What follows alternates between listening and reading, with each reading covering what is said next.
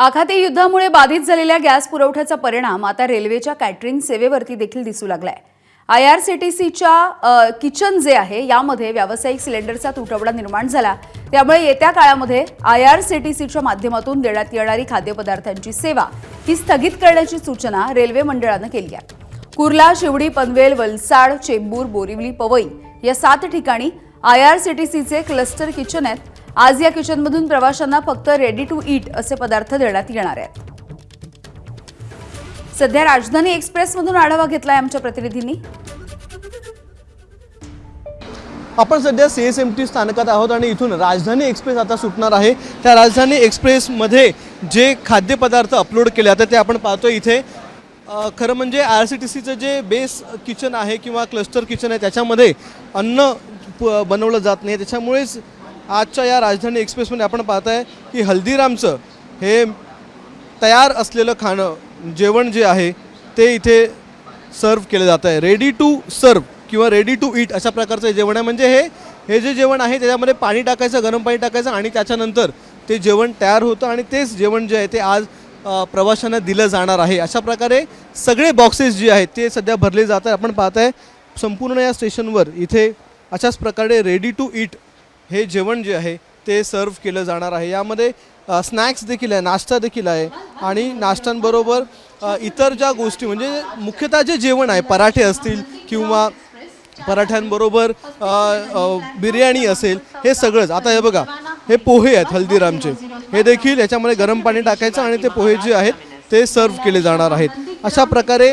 Ready to eat हे जे जेवण आहे ते आज या राजधानी एक्सप्रेसच्या प्रवाशांना दिलं जाणार आहे। आणि याचं कारण मुख्यतः हे सांगितलं जाते ते म्हणजे जे कॅन्टीन आहेत, जे वेगवेगळे कॅन्टीन क्लस्टर कॅन्टीन आहेत IRCTCचे, त्याच्यामध्ये गॅसचा पुरवठा झाला नाही आहे आणि तो गॅसचा पुरवठा न झाल्यामुळे त्या कॅन्टीनमधलं जेवण तयार झालं नाही आहे आणि ते जेवण तयार झालं नसल्यामुळे मध्य रेल्वे असेल, पश्चिम रेल्वे असेल, या दोन्ही रेल्वेना ज्या एक्सप्रेस गाड्या सुटतात त्या प्रवाशांना आज अशा प्रकारचं जेवण जे रेडी टू सर्व जेवण आहे ते आज दिले जाणार आहे। हे बॉक्सेस आपण पाहत आहे पॅन्ट्री कारमध्ये भरले जात आहेत, अपलोड केले जात आहेत। नाशिकमध्ये देखील एक IRCTCचं कॅन्टीन आहे आणि त्या IRCTCच्या कॅन्टीनमध्ये जेवण बनवलं जातं। मात्र त्या ठिकाणी देखील गॅसचा पुरवठा हा झालेला नसल्यामुळे तिथे देखील जेवण बनलं नाही अशी सूत्रांची माहिती आहे। आणि हीच जी सूत्रांची माहिती आहे ती आपण व्हेरीफाय करण्यासाठी शिवडीला गेलो होतो। शिवडीला जे क्लस्टर किचन आहे ते क्लस्टर किचन बंद असल्याचं आपल्याला समोर आलं आणि त्यानंतर आपण या राजधानी एक्सप्रेसमध्ये आलेलो आहोत। या ठिकाणी देखील सांगितलं गेलं होतं सूत्रांनी की इथे रेडी टू ईट अशा प्रकारचं अन्न जे आहे जेवण जे ते सर्व केले जाणार आहे, दिले जाणार आहे। तर हे देखील बरोबर निघालेलं आहे। हे अशा प्रकारच्या बॉक्समधून रेडी टू ईट अशा प्रकारचे हे सगळे बॉक्स आहेत ज्या बॉक्समधून आता IRCTC जे आहे ते संपूर्ण राजधानी एक्सप्रेसमधल्या प्रवाशांना जेवण देणार आहे अशी माहिती इथे समोर आलेली आहे। त्यामुळे आज रेल्वेच्या या IRCTCच्या कॅन्टीनमध्ये जेवण न बनल्यामुळे कुठे ना कुठे फटका हा प्रवाशांना बसणार आहे। सध्या तरी रेडी टू ईट हे पदार्थ जे आहेत ते दिले जात आहेत। मात्र येणाऱ्या काळामध्ये जर अशाच प्रकारे गॅसचा तुटवडा राहिला तर मात्र आणखीन प्रॉब्लेम येऊ शकतो।